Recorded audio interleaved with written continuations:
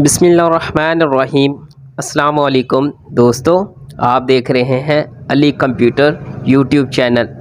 आज आपको NVMe hard disk unboxing करके दिखाएंगे। इससे पहले हमारे चैनल को लाइक सब्सक्राइब कर ले और बेल आइकन की घंटी को दबा ले, आने वाली वीडियो आप तक पहुंच सकें।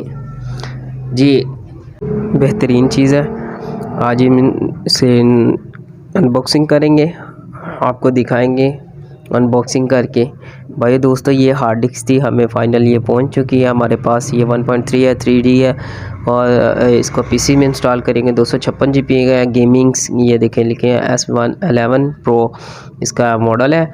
बहुत ही बेहतरीन चीज़। आप इसको बेक प्लेट की मदद से इसे कट कर लेंगे। ये देखें, इसे कट करने के बाद आपको दिखाते हैं फाइनली डिवाइस कैसी है। भाई दोस्तों, इसकी रीड स्पीड है 3500 और रिटर्न स्पीड है 3000।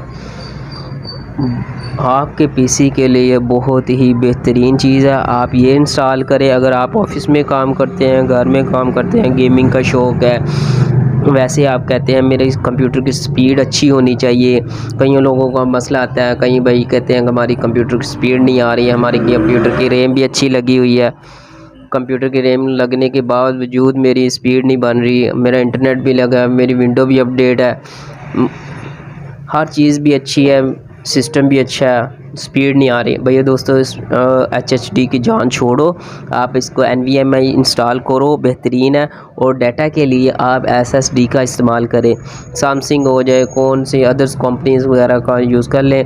और एक NVMe केस लें और ये NVMe M2 हार्ड डिस्क लें, इंस्टॉल करें, इसमें विंडो करें। 128 GB ले लें, 256 GB ले लें, जो विंडो के लिए आपने रखनी है। गेमिंग के लिए लेनी है तो 256 GB ले लें, बड़ी ले लें।